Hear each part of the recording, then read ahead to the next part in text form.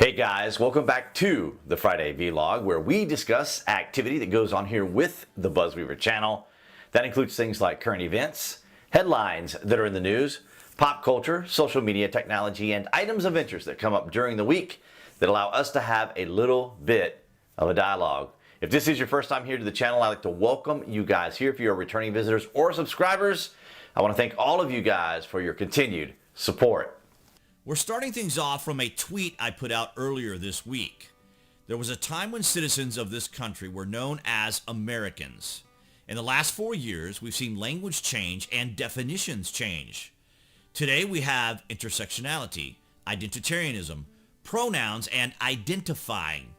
We aren't divided, we're socially isolated.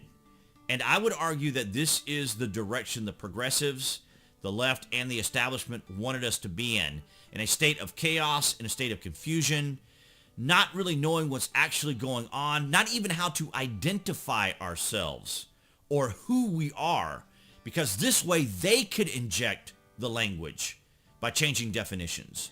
They could change and take over the language, because if you control the language, you control the narrative.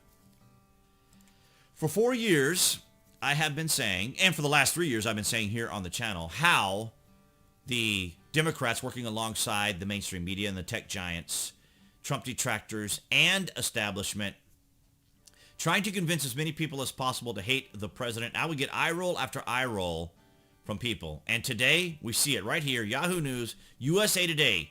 Trump can't be silenced, even by Facebook and Twitter, but we can prevent another Trump. Right here, confirming exactly what I have been saying. And in this video, in today's Friday Vlog, I will continue to show you confirmation of what we have been talking about all this time. Impeachment won't keep Trump from running again. Here's a better way. In other words, here's what we as the establishment want to do, as we have been doing for the last 4 years, trying to convince everyone that, or to hate Trump as much as they did. And we absolutely have to make sure that he's not going to run again. So, excuse me, House Democrats plan to rush through an impeachment of President Trump. Won't work for a simple reason. The Constitution envisions impeachment only as a tool for proceeding against a president while he remains in office. Impeachment is meant to protect the country, not punish the offender. Don't you find that interesting? Because we can see right now, as everything is starting to line up, as the establishment gets back into power, and all the favors that Joe Biden will have to try to meet the expectation of all these people that got him into power. Why is the commercial industry, why is the corporatist, why is most everyone across the media, and maybe even just the ideological establishment groups, getting all in line? Because if they do not get in line, they will be punished. I don't know why I can't just grab punish, but they will be punished. I want Trump to face justice, but the House shouldn't impeach him. Why? Because it wouldn't be a very popular move. And the left is all about what is popular. And when, for example, Facebook or Twitter, Instagram, YouTube try to shut someone down or deperson someone, they get really sketchy. They get really scared. So what do they have to do? They have to reach out to their collectivist mindset, the hive mind, to work together so that they won't look unpopular. So that they won't look like they're doing something unpopular, that they're doing something that could be misconstrued as actually mean. I want Trump to face justice, but the House shouldn't impeach him. If we make the wrong decision in holding the president accountable, it could damage our democracy. No, it could damage your reputation. Damage our democracy. We keep hearing about how the president is, or the president contesting the election as being a threat to democracy. No, it's a threat to you guys. It's a threat to you guys on the left. We will never forget the events of January 6th. Oh, I can absolutely guarantee you that. our democratic institutions were assaulted. Lives were lost. That's true. I don't want to diminish that in any way with my sarcasm and cynicism here. The very foundations of our nations were shaken but not broken. Look at the language that's being used here. This reminds me of the waxing speeches of former President Barack Hussein Obama. He had over 100 writers that wrote his speeches, and it was all to generate an emotional reaction. Excuse me, guys. Trump on verge of second impeachment after Capitol siege. So as of this recording on Wednesday, an hour ago actually, from the AP, President Donald Trump is on the verge of being impeached for a second time in a fast-moving House vote, just a week after he encouraged loyalists to fight like hell. What happened to the wild term you guys kept using? They kept using, it's going to be wild. Now they've changed it, see? They're changing the language, they're changing the definitions because fight like hell sounds like you're inciting something. The reason they're not going to be successful with this impeachment is because they're trying to take language that would be otherwise, say, an analogy or a hyperbole or even an exaggeration or maybe even sarcasm and cynicism. Fight like hell. It's a very common phrasing. We use it in sports, for example. Or it's going to be wild. We use that also as a form of kind of PR. You know, when there's say like a new club or something opening up, and you know it's going to be all hip. It's going to be wild, guys. You should all come. We are debating this historic measure at a crime scene, said Representative Jim McGovern, a Democrat from Massachusetts. We are debating this historic measure at a crime scene. How convenient. The use of language. Interesting. I like how they defund the police, anti-establishment types. Or I'm sorry, defund the police and anti-military types. You guys know, and I don't want to categorize like every Democrat or every person on the left, because I have many friends who are Democrats. I have many friends who are on the left. So, and they have served in the military. Some of them have served in the military. But I like how suddenly, you know, all these calls of defunding the police and authoritarianism, fascism even. And now, I mean, here are the soldiers, or the National Guard, right here on the front cover from the AP. And then we see it on TMZ, too. The Pop Culture Entertainment Magazine. I suppose is the best way to describe TMZ now. I mean, do people still get magazines? Do you guys still get magazines? Exhausted National Guard sleep on Capitol floor. Weapons by their side. Weapons by their side. I'm having a hard time highlighting stuff. This is one where the image tells the whole story. Then why did you waste your time writing that sentence? Members of the National Guard protecting the Capitol, trying to get some much needed sleep, using a cold marble floor as a bed. What about the wadis out in the Middle East? What about the 102-degree vehicles they have to sit in the Middle East? What about the dust storms? Dust gets into everything out in the Middle East, by the way. What about all that? What about that? I guarantee you, these guys right here on this floor are like, I am so glad I am not in the Middle East right here. That is what they're saying in their minds right now. It's the embodiment of the phrase, no rest for the weary. Wow, we are really reaching here. Establishment left. We are really reaching here. You guys are just pulling all the stops. Parlay moves to right-wing web hosting firm. Right-wing web hosting firm. Epic. After suing Amazon for antitrust violations for shutting down their app, and their CEO said he would rebuild the site from scratch. Where is the defensive language for John Matz? Where is the defensive language for John Matz Where is John Matz? Freedom denied. The fascist establishment shut him down. See, the establishment wants to shut everyone down. That's what we heard for 4 years. President Trump was going to shut everyone down. Can anyone name anyone who was shut down by President Trump or the administration? Anyone? Down in the comments, let me know who was shut down by President Trump. Outside of him going after the media. He didn't shut down the media. Look, ladies and gentlemen, a tyrant, the first thing a tyrant dictator does is takes control of the media.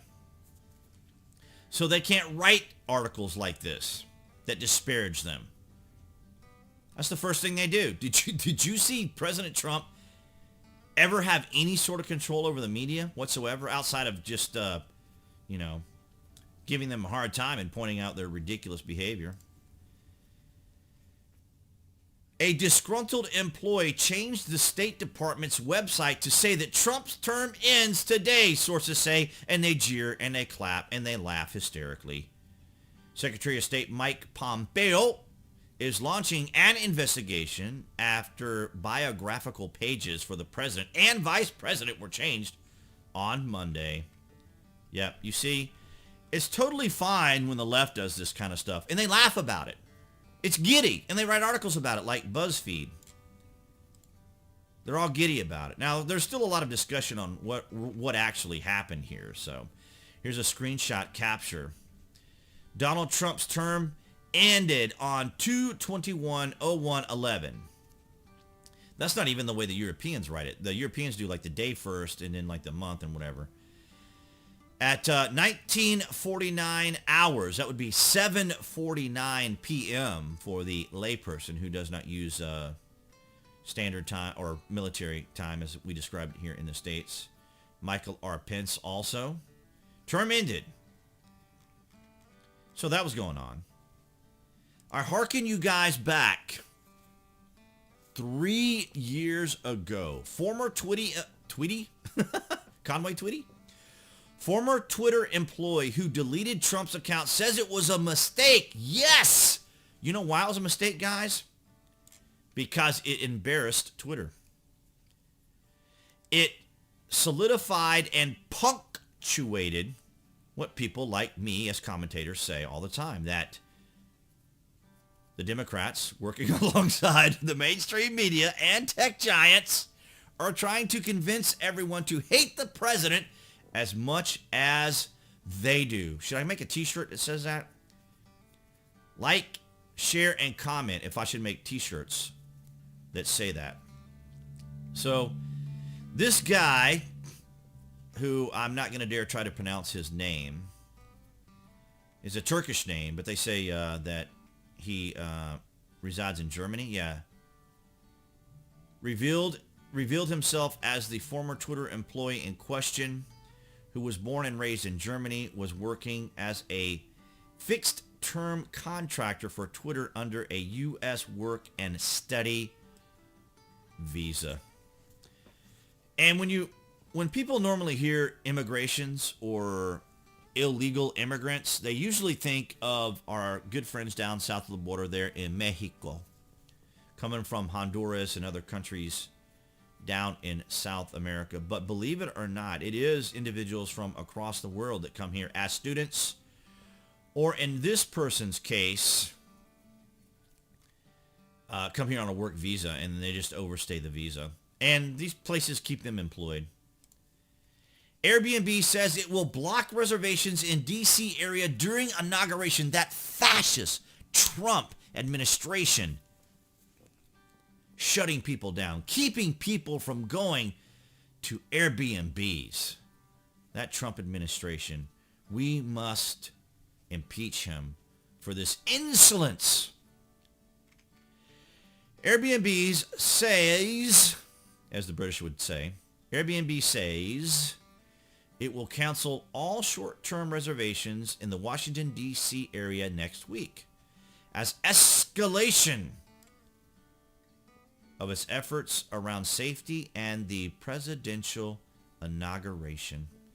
As I understand it, I don't think that Joe Biden is even going to be out in the standard area to do his Why are they highlighting this guy? Oh, because they're doxing him. They're pulling him out. You remember guys in the United States, you were innocent until proven guilty. You guys remember that? That is crazy to think that we will rely on something like people being innocent until proven guilty. How ridiculous. Let's go back here to, where was it? Where was that language they were trying to use?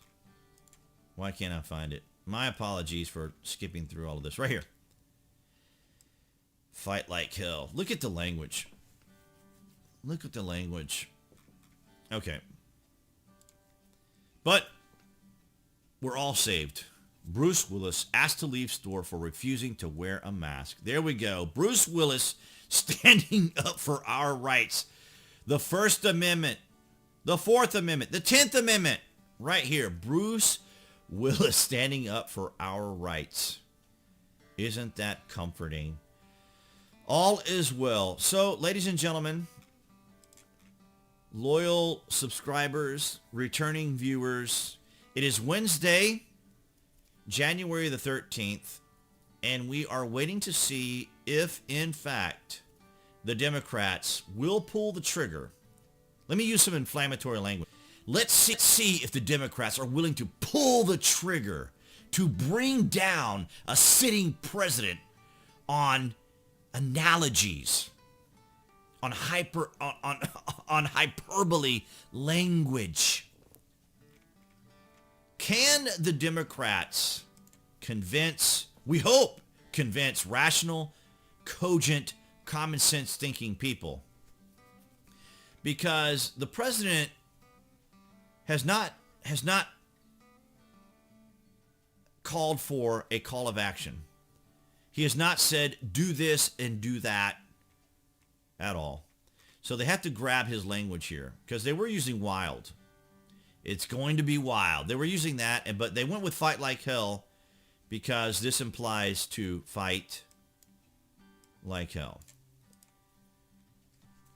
Because they want to hijack the language and redefine everything.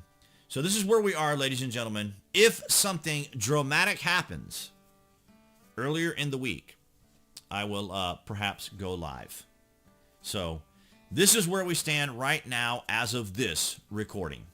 All right, guys, so that's going to wrap it up for this Friday vlog. Thank you so very much for your continued support into 2021. Let's see what direction we can go in this year. Below this video, you will find the various links to the various social media platforms that I belong to. Please consider following me there. And of course, like, share, and comment here on the video as it does help out the channel. And appearing there on the screen, that would be the channel icon for YouTube appearing. You guys can click on that and get a series of information, which includes notifications, so you know when there's content here on the channel, as well as the Friday vlog. And I will see you guys right there behind the camera next week.